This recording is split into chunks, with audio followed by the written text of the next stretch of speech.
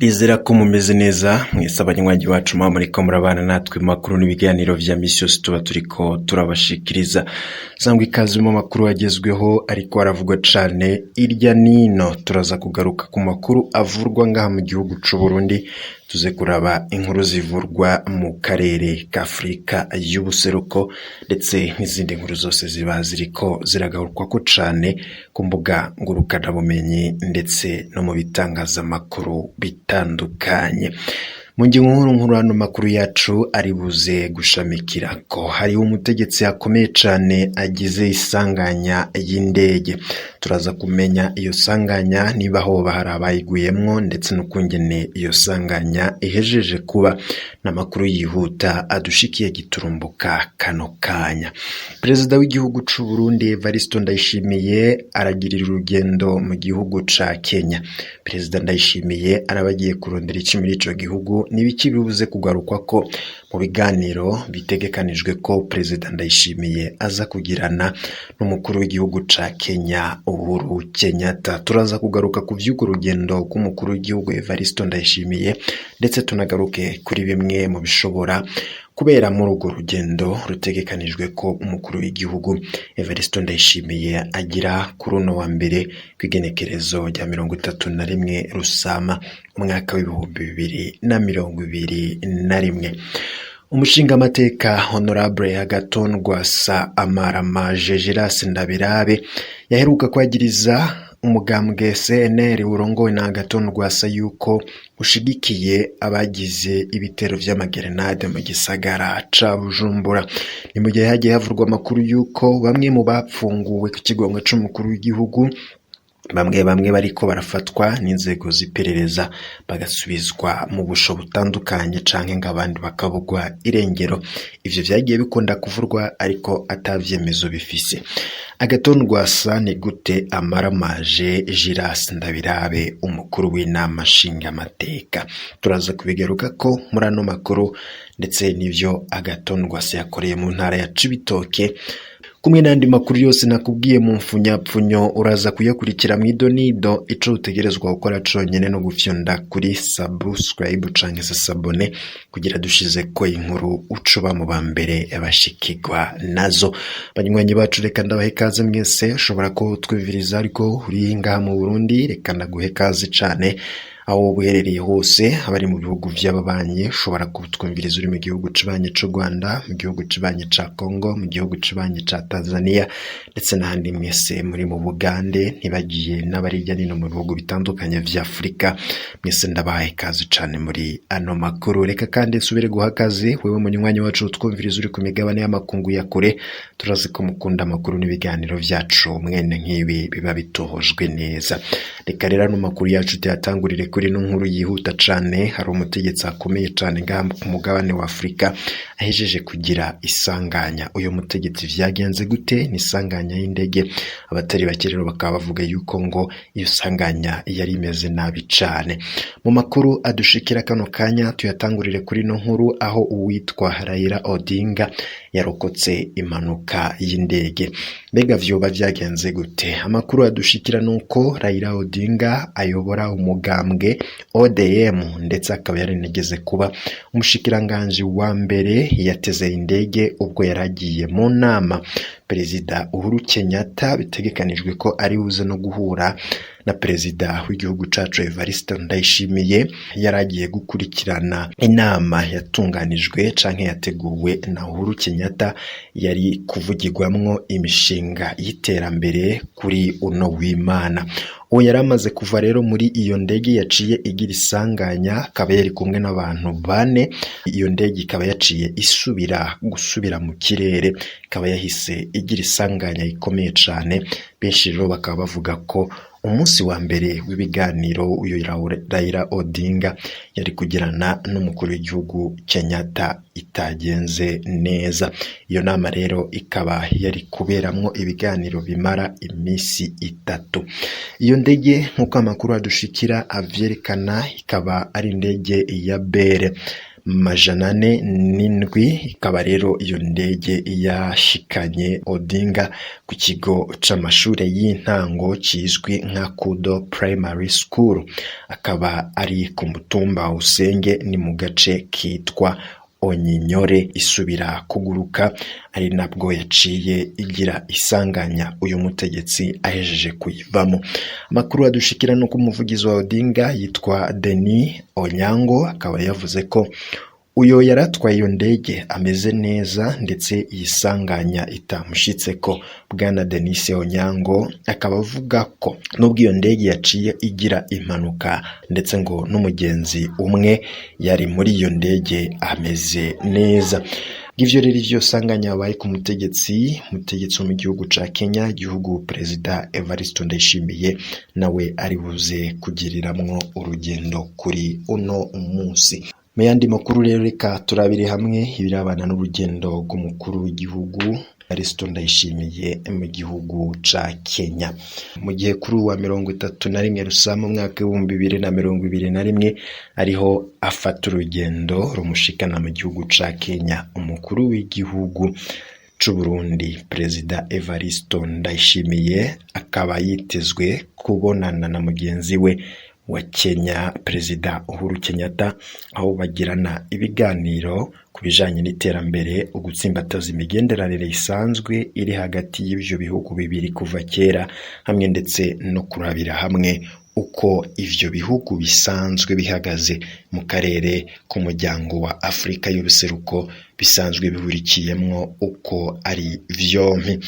Kubimaze rero kumenyekana ndetse bikandikwa n'ikinyamakuru co muri Kenya The East African, bizoba kandi bijanye Perezida Ndayishimiye mu gihugu ca Kenya, hakaba harimwo ugusaba ico gihugu gisubiza ibikoko vyo mu bwoko bw'imamfu igihugu c'u Burundi cabikije Kenya mwaka 1995 gihe Uburundi bwarimbiye vyo mu ntambara, bigatuma umutekano w'ivyo binyabuzima nawe nyene uza uhungabana. Perezida Ndayishimiye akaba kandi yitavye ibirori bita Mudaraka Day, ibirori vyama vyibukwa uko itariki ya mbere Ruheshi ihaciye igihugu ca Kenya cemerewe kuba Republika yigenga. Umukuru w'igihugu c'u Burundi mu gihugu ca Kenya biravurwa yuko rero ngo hari ikizovamwo muri urwo rugendo rwiwe. Ico kibazo rero cyo mu bwoko bw'ibikoko bw'imamfu gisanzwe kimaze igihe kitaratorerwa inyishu uhereye abatwaye inyuma y'imyaka yo mu myaka y'1995 gushika ubu. Ivyo rero akaba ari bimwe muri buze kuganirwa ko n'abakuru b'ibihugu vyombi, ku ruhande rwa Perezida Ndayishimiye ndetse no ku ruhande rwa Uhuru Kenyatta arongoye Kenya muri kino gihe.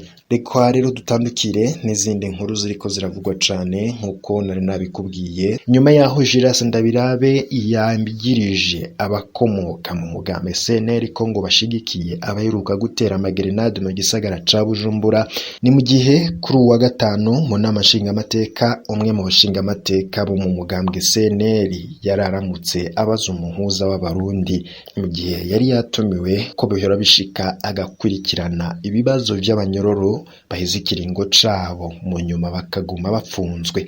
Umukuru w'inama nshingamateka Daniel Julius Ndabirabe akaba atarihanganiye uyo mushingamateka yari kwabaza ikibazo umuhuza w'abarundi, aho ndetse yanamwatse ijambo amukankamira cane ko ngabo bapfungwa be nabo bari kumwe ngo bariko bavugira atari mu baherutse gukora igitero c'amagerenade mu gisagara ca Bujumbura. Inyifato y'uyo mukuru atwara urwego tora rukongera rukemeza amategeko y'igihugu kaba yaraniguwe cane nabo arongoye, kubona yakijambo akongera agatera ubwoba uwariko abaza ikibazo gihanze abo yatorewe ngo aserukire. Ni inkuru yavuzwe cane ku mbuga ngurukana bumenye. Mu mushinga amateka Honorable Agathon Rwasa batarabwa neza na bamwe mu bategetsi bakuru ngaha mu gihugu c'u Burundi, haragiye havugwa kandi amakuru y'uko ngo umugambi CNL ngo woba uri kurasambuka, aho hagiye havurwa ibitari bike, nkaho hagiye havurwa bamwe mu ndongozi z'uwo mugambwe bagiye binjira mu mugambwe CNDD FDD uri ku butegetsi, bikavurwa yuko rero ngo umugambwe wa Honorable Agathon Rwasa woba uri mu marembera, ariko uko siko bimeze kuko kuri uno wa 30 kwezi kwa gatanu mwaka 2021 nkuko turibuze kubikurikira mu masanamu, nyakubahwa Honorable Agathon Rwasa akaba yitavye ibirori vyo kugurura ingoro y'umugambwe ya komine Murwi intara ya Cibitoke. Nkuko muri buze kubikurikira hano rero, abatari bake babonye ko umugambwe seneri ugikomeye kandi ataco uhungabanya. Nubwo biboneka ko umugambwe seneri hari abatawura bagiza ndetse bamwe bakifuza yuko uyo mugambwe wosambuka, kuko bamwe banavuga ko ngari wo mugambwe ubangamiye cane CNDD FDD. Honorable Agathon Rwasa yasubiye kwerekana ko umugambwe we ugihari kandi ukiriko urakora. Ivyo vyose rero yakoze nkuko muri buze kugenda mu biraba ngaha mu masanamu, vyerekanye ko umugambwe wa CNL ugikora kandi ugifise inguvu nk'izo wamanye. Mu gisagara ca Bujumbura muri komine Mutimbuzi, bamwe mu banyagihugu bafise ibibanza mu karere kubatswemwo ikirimba c'umukuru w'igihugu ahitwa Gasenyi Nyakabondo ngo ntibararonswa imizibukiro kuri ico kibazo. Umushingamateka Euphrasie Mutezinka avuga ko ku mahegitari 200 ayashika 40 ngo niyo ikibazo capfuye mu nzira. Nawe muhuza w'abarundi yemeza ko iyo dosiye yabashikiriye kandi ko kuri ubu iriko irakurikiranwa mu biro vy'umukuru w'igihugu kandi ko iterije imbere. Nk'uko biri mu itangazo ishirahamwe Regidezo yasohoye, kubera ibikorwa bitegekanijwe vyo gusubiriza no kwagura ibigize ikigo c'iryo shirahamwe kiri Izege Igitega mu ntumbero y'umugambi w'urugomero rw'umuyagankuba wa Rusumo Falls, ko itangwa ry'umuyagankuba ritazogenda neza mu karere k'ubuseruko.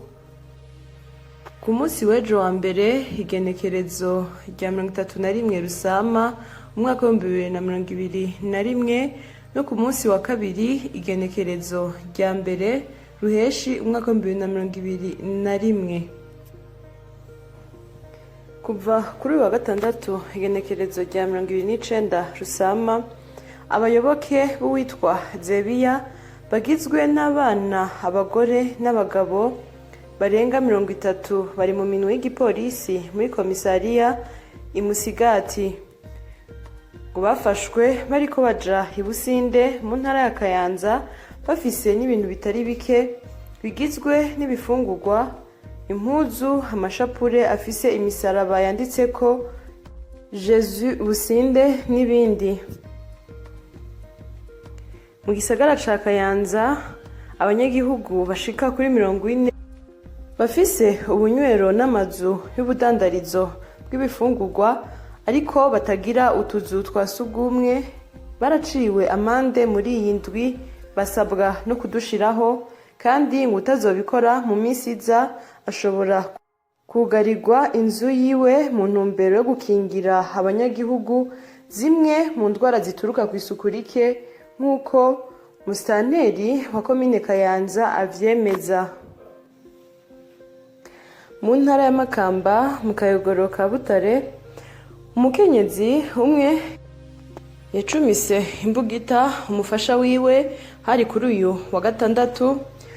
Umutekano nabo baca baramufata baramufunga, ariko mu nyuma umugabo wiwe aja kumuvugira ku gipolisi asaba ko bomurekura. Nyuma baje kuraba basanga umukenyezi ari bungenze, baciye bamurekura ariko babatekerera impanuro. Umuyobozi w'ibiro vy'ibidukikije, uburimyi n'ubworozi mu ntara ya Makamba, Leonie Nshimirimana, yatanze ibitigiri vy'inka zimaze amezi 3 n'ayarenga zitezwe mu rucanco rwo kuzikingira indwara ya suna yo mu rushato mu ntara yose. Bazoba ari inka 31,600 kandi buri nka yose izorihigwa amafaranga y'amarundi 1000. Dutandukire amakuru y'inkino. Imigwi Flambeau du Centre hamwe na Bumamuru FC niyo yaronse itike yo gukina urukino rwa nyuma mu gikombe c'umukuru w'igihugu. Urukino rwa nyuma rukaba rutegekanijwe kuzoba kw'igenekerezo rya 5 ruheshi umwaka turimwo ku kibuga ca Gatwaro mu ntara ya Kayanza. Repubulika Iharanira Intwaro Rusange ya Kongo rihumuriza abadandaza muri ivyo bihugu vyompi, ahubwo barasaba amareta y'ivyo bihugu gucungera neza ibijanye n'irandagata ry'ikiza ca COVID-19 kuri urwo rubibe. Mu ntara ya Bururi, ibikorwa vyo kugwiza igiti umuhumure vyakorewe mu kigwati c'imiryango y'abatwa iri ku gacimbiri Honga, umutumba Kiganda muri zone Gasanda. Nkuko urongoye Conservation et Communauté de Changement Leonidas Nzigiyimana abivuga, ngo impamvu ngo ni kugira ngo uwo mutumba wambikwe. Ico giti kikazofasha kandi iyo miryango y'abatwa co kimwe nabo mu micungararo yaho. Ivyo bikorwa bikaba vyatunganijwe n'ishirahamwe ryishinze gukingira ibidukikije rifadikanije n'abanyagihugu bifuza ko ibintu bihinduka mu buryo bwiza, ariyo Conservation et Communauté de Changement ifadikanije n'ishirahamwe ry'abamenyeshamakuru b'abarundi bakorera mu gisata c'ibidukikije. Gusitura inyubakwa zubatswe hafi y'ibarabara, ni kuvuga ku burebure bw'imetero 6, ni igikorwa catanguriye mu gisagara ca Rumonge kuri wa 5, kikaba kiko kiraba no mu bindi bisagara nka Gitega umugwa mukuru wa politike na Bujumbura umugwa mukuru w'ubutunzi. Mu gihe intara ya Bubanza yahora ironswa amatoni 35 y'isukari, uheruka yaronkejwe amatoni 5 y'isukari. Bamwe hari imyidogo myinshi mu banyagihugu kubera ubukene bw'isukari, aho ibonetse ngo mu kinyegero ikiro kigurwa amafaranga 4,000.